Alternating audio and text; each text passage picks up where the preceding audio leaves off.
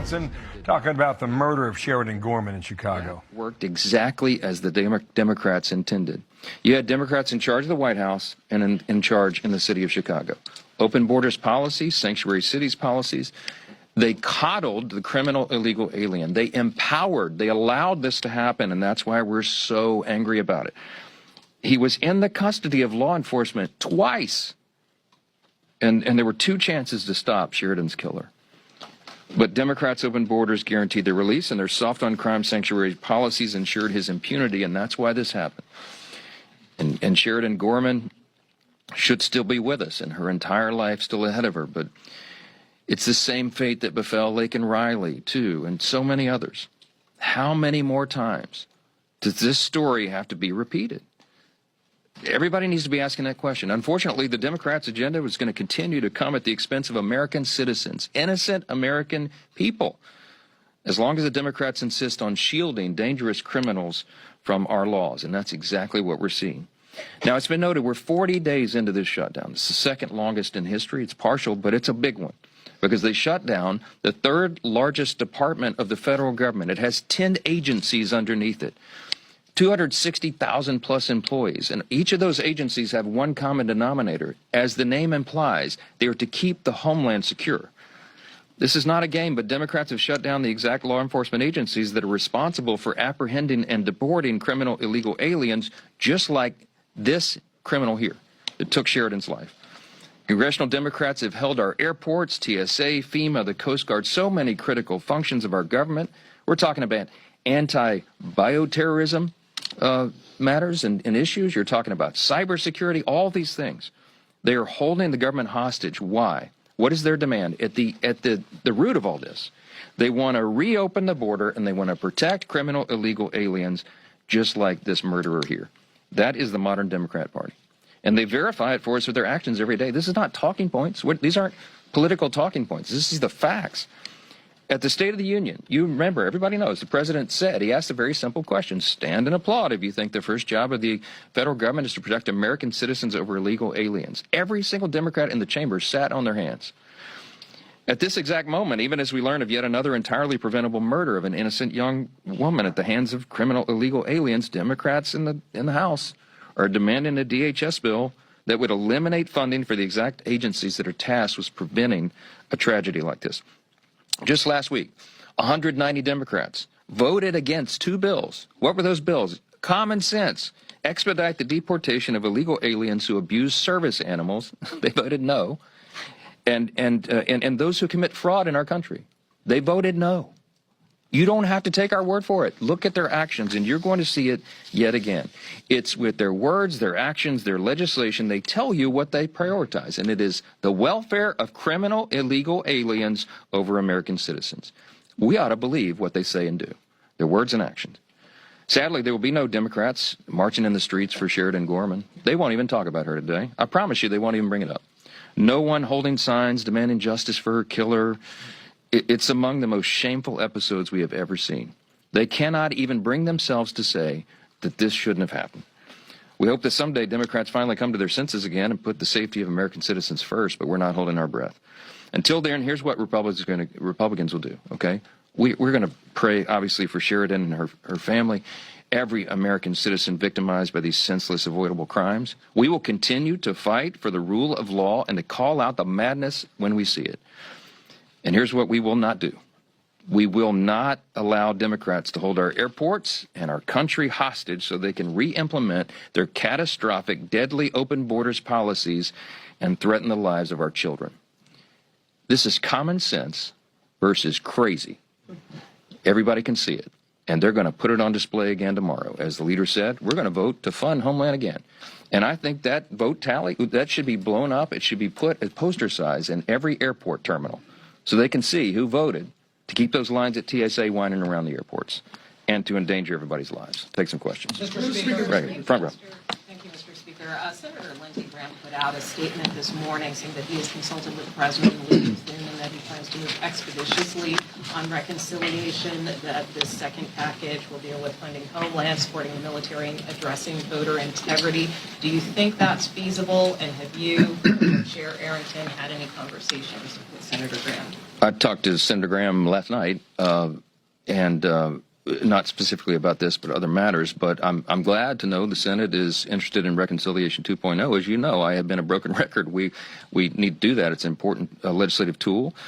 We already had a set of priorities that we're working on in the House, and it is possible that the defense supplemental will be a part of that package, but we don't yet have the details. And I know you all have a lot of questions this morning about what the number is going to be requested, and so do I. We haven't gotten that yet. I think they're tabulating that. I think the Department of War and OMB and the administration are working that out, and I suspect we'll get a specific request. You know, that's how the process works. And then when we get that, we will go through our processes here to review that and look at it and check its feasibility and all of that. But it may be, sadly, and I would say this, it may, and it would be a sad outcome, that we would have to get a military funding bill done with only Republican votes. That's what the reconciliation package would allow. It's quite sad and really shocking and dangerous.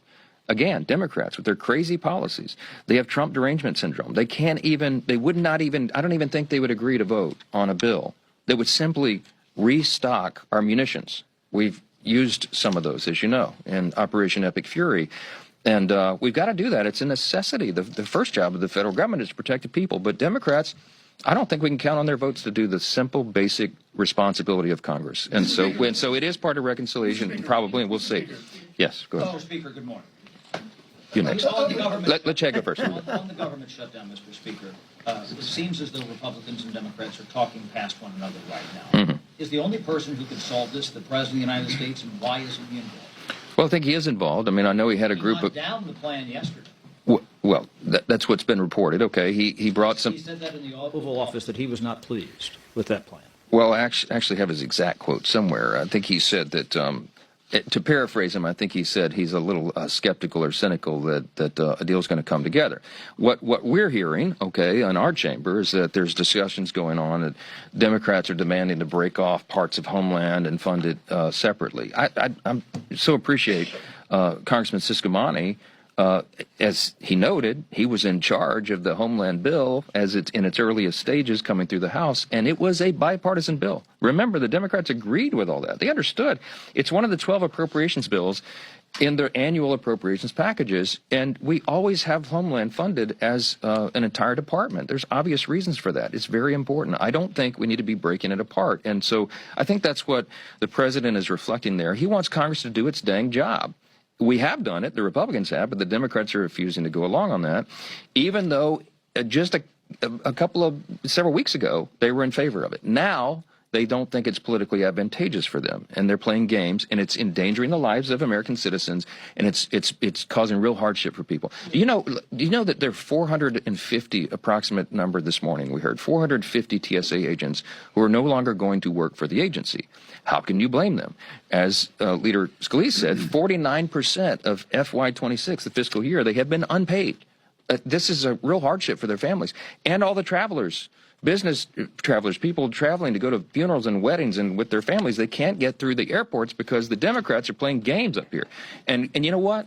You should ask the ultimate question, why? Why is Chuck Schumer and Hakeem Jeffries, why are they doing this? Why would they know this is crazy. They have to know it's crazy to not be able to call this out. Why are they doing it? Because they're afraid of their radical base. Boom, that's it. That's why they gave us the longest shutdown in history last fall, and that's why we're on the second longest shutdown in history right now. They are afraid to go to their base and say that they're doing anything that complies with common sense and their basic responsibility because their base is screaming that they're not fighting Trump enough. It's crazy. I don't know another word to describe it, and they're putting everybody in jeopardy, all the inconvenience and all the hardship for their own political skins. That's it, right there. Mr. Speaker. Go ahead. Thank you very much. First off, go Lady Tigers on Friday. Second of all, there's talk about the Pentagon is supposedly dispatching 2,000 troops How is that not putting boots on the ground? And you said we're not at war. How is that not an escalation of war in Iran? Look, I think it sends a signal to Iran that they better get their act together. We need to resolve this quickly, and that's the president's interest, and that's ours. It's everyone's. We need to. Operation Epic Fury is almost done. I mean, I think the mission that was very clearly defined in the beginning, the objectives have been met. We have to get the Strait of Hormuz straightened out, and we need our international partners to help with that because it's a giant project that involves everybody around the world at some level. So I'm optimistic that's going to happen. The buildup of troops is very different than boots on the ground. We don't have boots on the ground. I don't think that's the intention, but I think Iran should watch that buildup, and they need to take note of that. They have to reopen the strait. They have to be good neighbors to their Middle East neighbors over there in the region. They cannot have a nuclear warhead. They cannot have that capability, and they cannot declare war on the United States and Israel, which is what they did, decades ago. Our mission will be accomplished. I think that will wrap up in a short time period, and I know that's the intention of the administration and the Department of War. We have the greatest, most powerful military fighting force ever conceived in the history of planet Earth. It's an amazing power that we have, and we wield it for good. We've done it here. That job is almost done, and I think it will wrap up soon. Mr. Speaker, you said a few weeks ago that we are not at war with Iran. Is that still your position? I think we're wrapping up Operation Epic Fury. That's what I think, and I think it will be done in short order, and that'll be right on schedule. Yes. Speaker, thank you. President Trump has railed against mail-in voting as rigged. He said it's a form of cheating as recently as Monday, but he's also called on Congress to do away with certain types of mail-in voting in certain circumstances. But in yesterday's special election in Florida, he voted by mail. How do you square those two statements? Look, I think some states have handled mail-in balloting well. I think Florida is a good example of that. They don't allow fraud, and they have great systems. I was talking yesterday to Laurel Lee, one of our colleagues here in the House, and she used to help run elections in the state of Florida, and she talked about how many great processes they have in place to ensure that you don't have a lot of fraud. But that is not true in other parts of the country, and that is the concern, especially in a state like California or states where they just send mail-in ballots to everyone for no reason whatsoever. It is a matter of common sense. It is an obvious thing that if you're mailing ballots out, inherently it opens the door, at least the possibility of fraud. It's much easier to patrol that election integrity if you're making people come in person, show a photo ID, and prove who they are. Obviously, that's an obvious thing. It should not be a controversial notion. That's what the president's talking about. That's what we have talked about at long length. Some states do it a lot better than others, but it doesn't mean it's not a problem elsewhere in the country, and that's why we continue to advance every election integrity measure that we can, because, again, if you don't have free and fair elections in a constitutional republic, you cannot maintain it. And there's hardly a more important issue than that. That's what the president's hung up on it, and us as well. Thank you.